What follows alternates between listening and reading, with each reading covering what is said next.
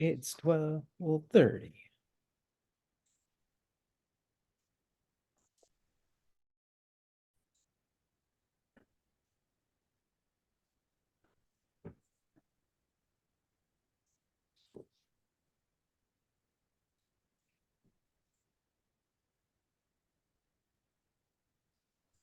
Okay, we are recording and live streaming. Oh my gosh, every Maple Falls, Washington. I don't know, there's a lot of different places Yeah, people. I'd love to see that. Well, folks are still trickling in, but I think we can get started. Just a reminder to everyone to put your questions today for Chris in the chat or in the Q&A. Q&A is preferred. I think it's easier to keep an eye on. And yeah, we're so happy to have Ryan Marquardt here today. He's going to be growing increasingly familiar to you all. He joined us recently for a lunch and learn. He is the Iowa Farmers Union Vice President, and he farms in Madison County. So he is here helping us host. Ryan, I am ready when you are if you want to take it away. Awesome. Well, I don't need to introduce myself, but you took care of that. So I'm Ryan Marquardt, and I did want to make you all aware of we have a funding opportunity in terms of we're trying to raise funds to help support the organization. If you like what you've seen in previous lunch learns, you want to keep helping us do that. Right now, we have $4,000 in matching funds that we're trying to match up with donors so that we can stretch your contributions further. So I'm sure Christina will put a link into the chat that you can contribute to if you want to help us support that effort and help us draw down those matching funds. So we always appreciate the continued support that we get from our members and our listeners. So thank you. And then with that, I am joined by Chris Jones. He is a retired research engineer from the University of Iowa and author of the really fantastic book, Swine Republic, which you should buy from Ice Cube Press because it's better for Chris that way than all the other places. So with that, I'm going to turn it over to Chris, invite him to screen share, and we'll have a conversation about the situation that is ahead of us in Northeast Iowa. Okay, thanks for the invitation. Happy to be here again with the Farmers Union. And so, yes, I am in Wisconsin, but I can look out my window and I can see Iowa, and I can see the bluffs on the west side of the Mississippi River, and I can see the Blackhawk Bridge that comes over to Wisconsin from Lansing, Iowa. And so this is the Driftless area up here. And so that's what I'm going to talk about today a little bit. And so here a little bit about me. I'm actually from Ankeny. I went to Simpson College in Indianola. I have a PhD in chemistry from Montana State, and I worked at a number of different places. And I'm a person that tends to get bored pretty easily, and so I moved around a lot. And so when I talk to students, I always tell them, don't be afraid to do that. And so there I am. I have a Substack. You can see there, riverraccoon.substack.com. And so if you like my writing, you can go to that. I post there about every 2 weeks or so. And then my book, as Ryan mentioned, The Swine Republic, available through Ice Cube Press. It's also at a number of independent bookstores around the state, and also Barnes and Noble. And so, as I said, I'm going to talk about the driftless area. And whenever I talk about water quality, I always try to emphasize that it's important for us to understand Iowa's geologic past. That past is one of glaciation. We think that glaciers have intruded into Iowa about 7 times, but there's been 3 main events. The first event being what we call the pre-Illinoian period, which was ended about 500,000 years ago. Then we have the Illinoian period that ended there a couple 100,000 years ago. And then the Wisconsin Glacier, which came down through north central Iowa and formed the Des Moines Lobe region, which is flat and poorly drained. And so this is the one we talk about the most, very recent in geologic time. Only 10,000 years ago was there ice in north central Iowa. And so we have a number of different landforms across the state. And to the untrained eye, you might not see them. And that's because we only have 2 species out there, which is corn and soybean.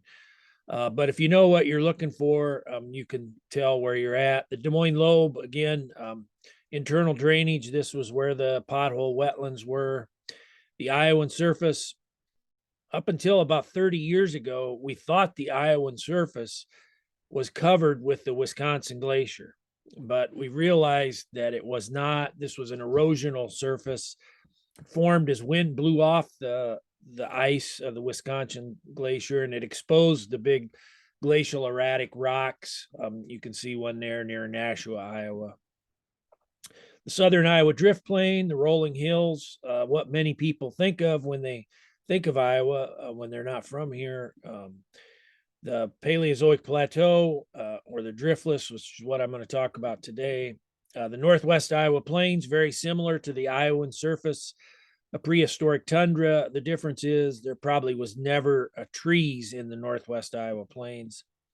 The Luss Hills, thick Luss windblown deposits from the Great Plains, landing there on the east side of the Missouri River, and then the alluvial plains.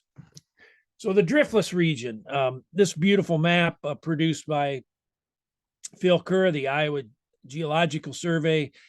And the truth of the matter is, Iowa's part of the Driftless is not truly driftless. We know that there is some glacial drift in our part. We know that glaciers were here. And in fact, there's a glacial moraine on the east side of the Mississippi River near Prairie du Chien, Wisconsin.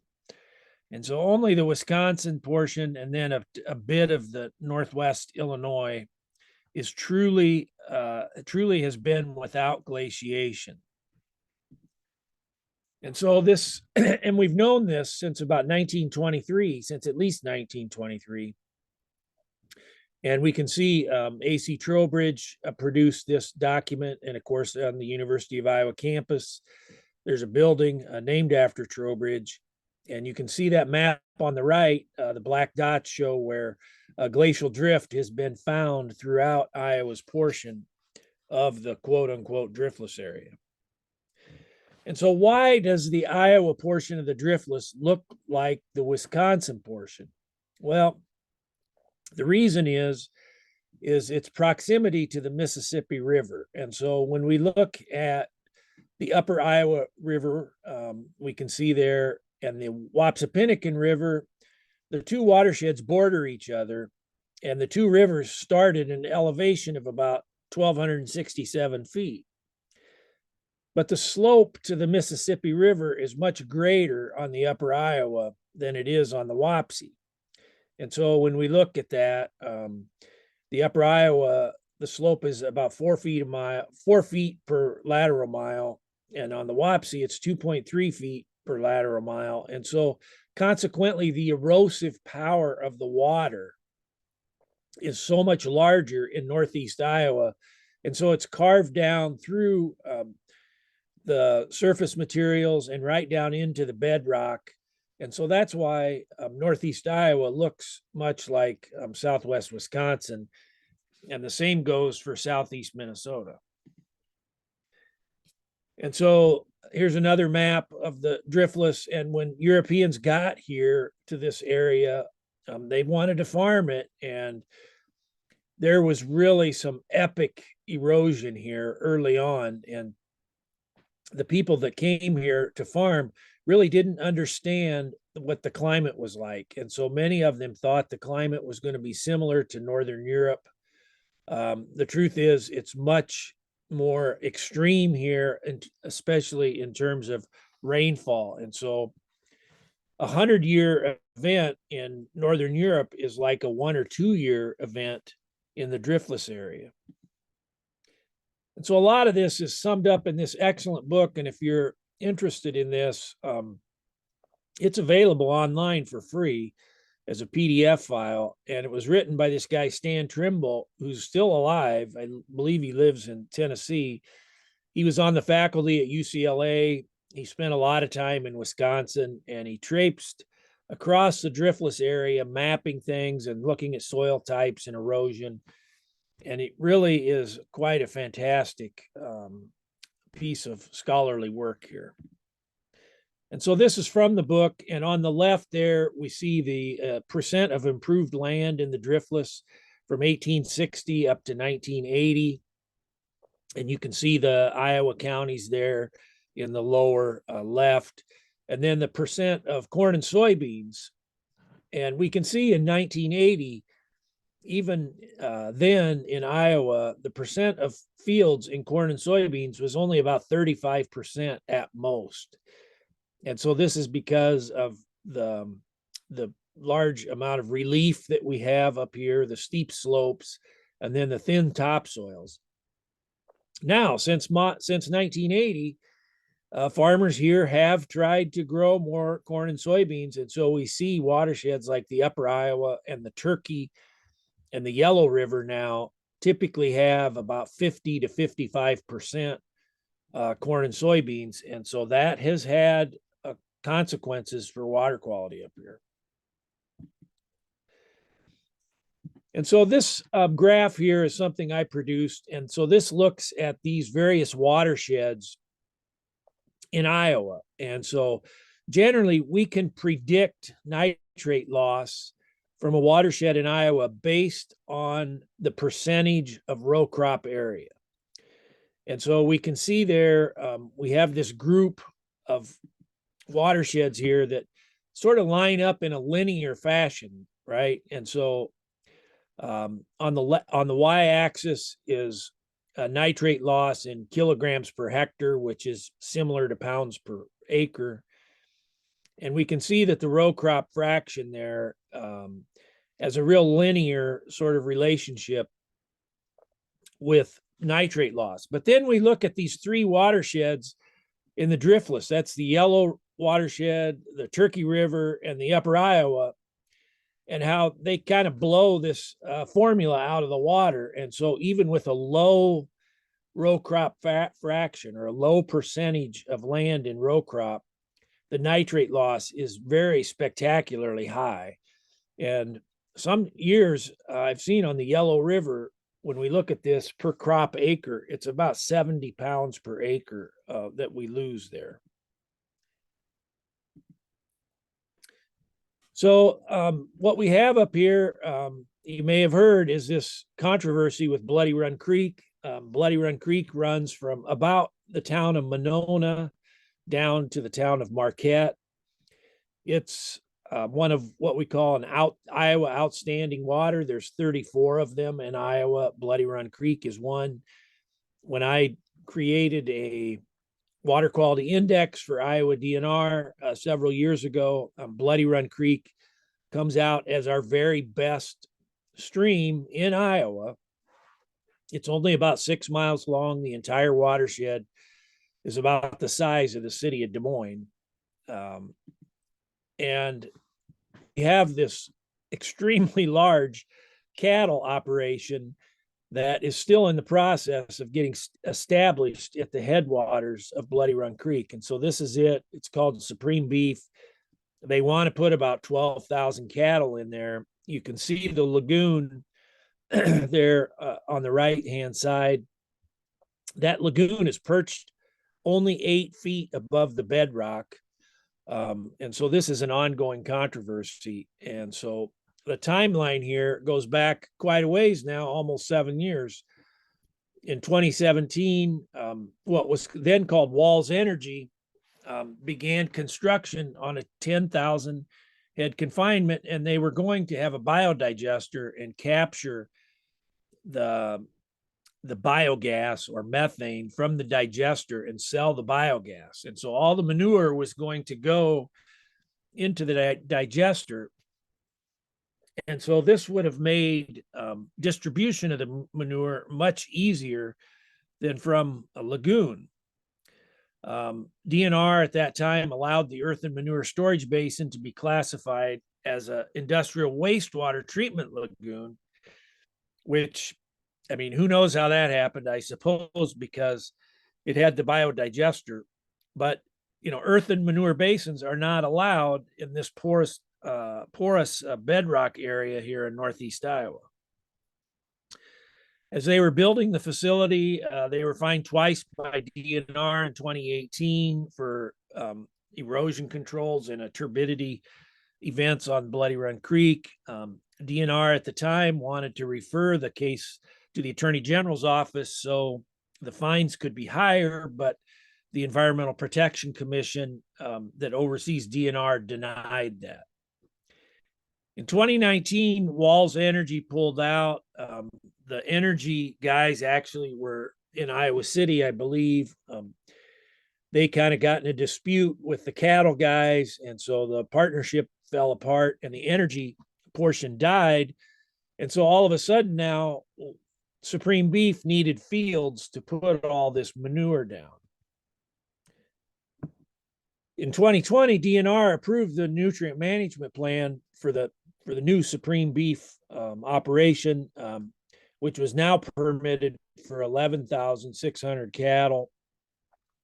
The next year, Trout Unlimited and Sierra Club filed a lawsuit alleging the nutrient management plan was wrongfully approved by DNR.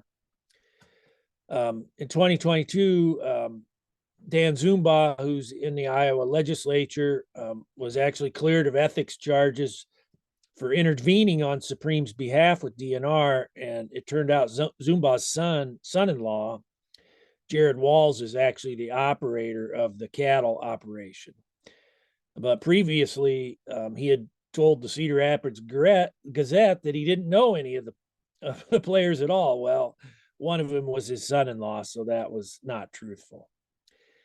In April 23, just 6 months ago or 8 months ago now, a judge ruled in favor of Trout Unlimited and the Sierra Club, and the permit was sent back to DNR for reconsideration. Supreme created a new nutrient management plan. Then they withdrew it, presumably because DNR was going to reject it. And DNR ordered that no manure could be removed from the site, although there was some evidence that they were pumping liquid manure from the lagoon underneath the road to another operation so they could distribute it from the other operation. At that time, they're operating with 2,600 cattle. And then just last month, DNR approved the nutrient management plan for the 11,600 cattle. Trout Unlimited and Sierra Club are still contesting the nutrient management plan. And in fact, I was supposed to be an expert witness in this a couple of weeks ago, but the case has been delayed or postponed indefinitely, probably at least until next month. Part of the lawsuit also is contesting DNR's issuance of a water use permit for the facility. As you can imagine, 11,600 cattle take a lot of water, and so they've drilled a couple wells there near the facility. And so that's where that's at. I think it's really a travesty that this facility is being sited where it is.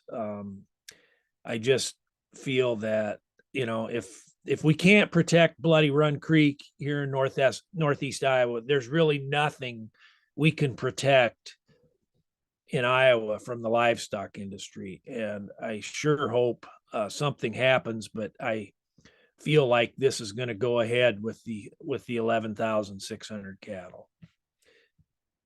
So there's Bloody Run Creek. There's water quality sensors up there. And you might know that Dan Zumba sponsored a bill to defund the water quality sensor network that was operated by the University of Iowa.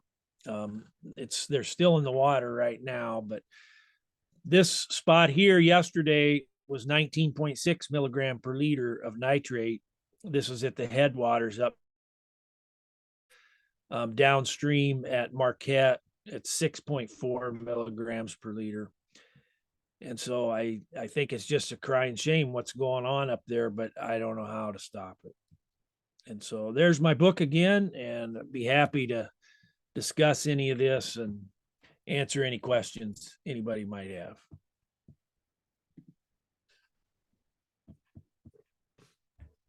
If you have any questions, go ahead and throw them into the chat. And so, so I'm assuming that these, as you highlighted those three waterways, up that were clearly up in that area. I'm assuming that has to do with the elevation issues that made the topography, because that water moves so quickly. And that's why That's right. And so, when we look at the substrate of these streams up there, it's still sand and rock. And of course, across Iowa, many of our streams, the stream bottoms are silted in. Well, it's sand and rock in Northeast Iowa because that water has so much energy, it keeps the stream bed scoured out. Sure. And so as a consequence, those streams still have some biological integrity. And we see desirable species like trout, for instance, in some of the tributaries, and then smallmouth bass and walleye and such. And that's because the force of the water keeps the streams scoured out. Where we look at other places, especially Western Iowa, you look at something like the Boyer River, it's been straightened and it's silted in. And so it's dominated by pollution tolerant species, which would be, carp and bullhead and such.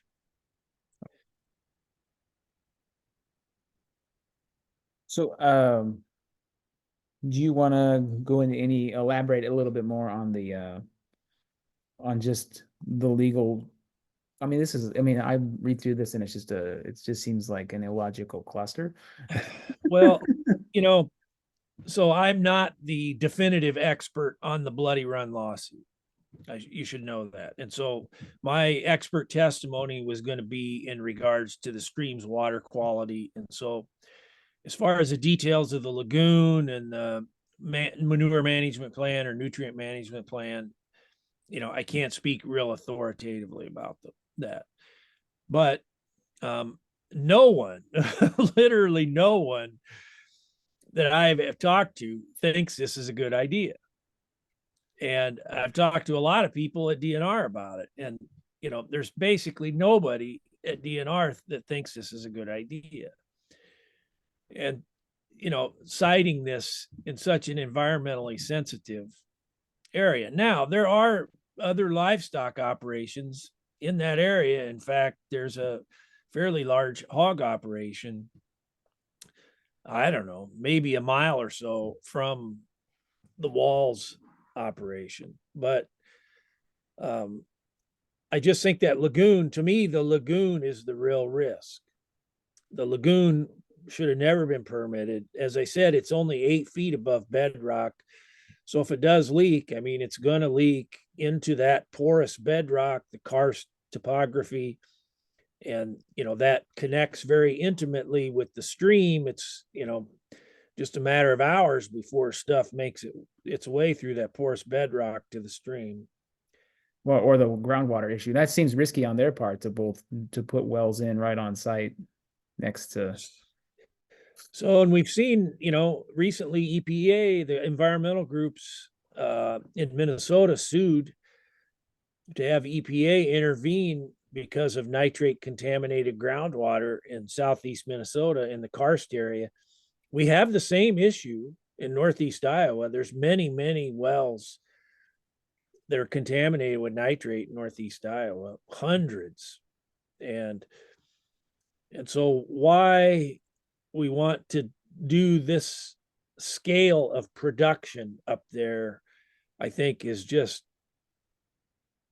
so callous, so callous by the industry. And I'm really disappointed that a lot of people that I know in agriculture have not,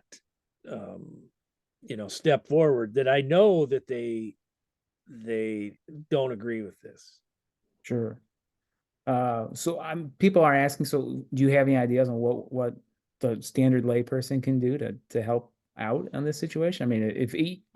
I get the feeling that you feel powerless, and I think or feel a degree of powerlessness, and I think that is probably a shared sentiment.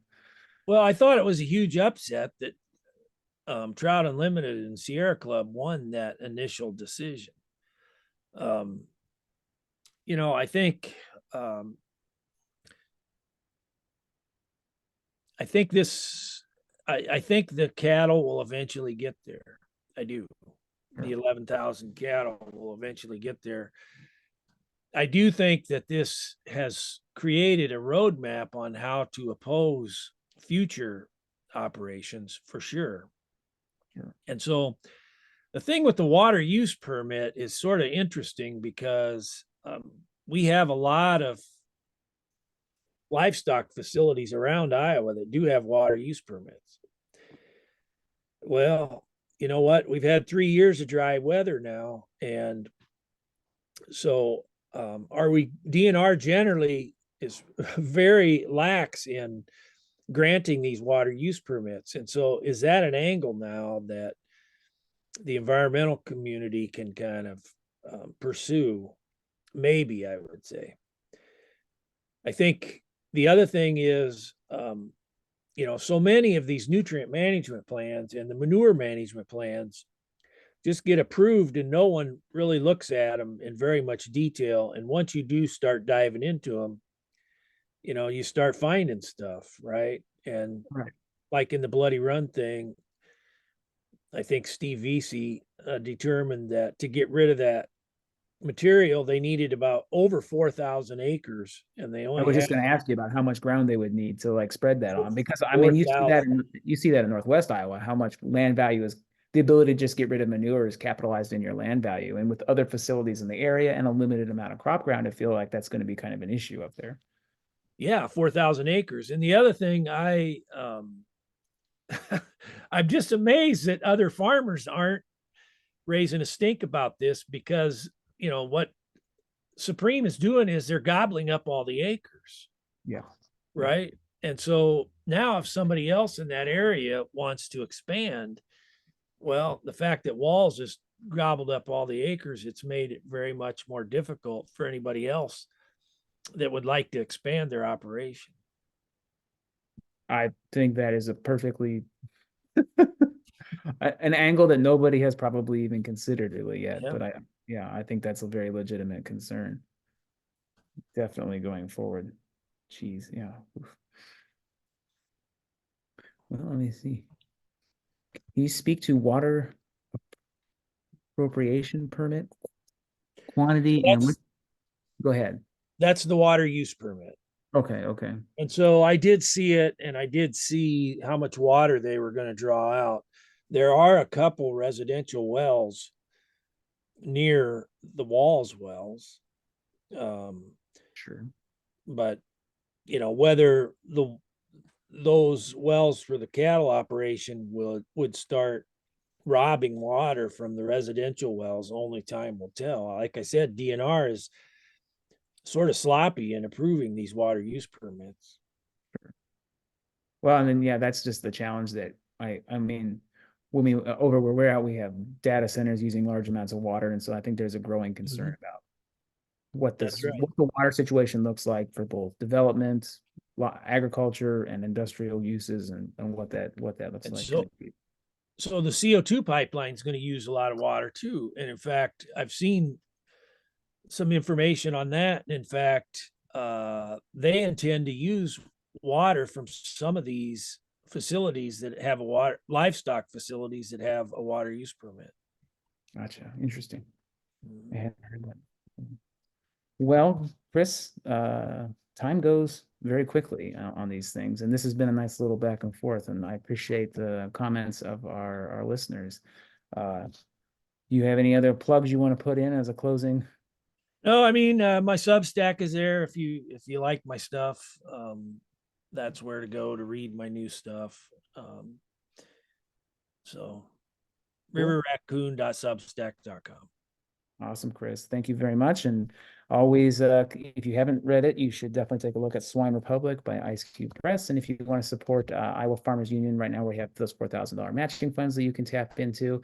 So I appreciate everybody being here today. Thank you, and enjoy your holidays. Thank you very much. Thanks, everyone. Bye.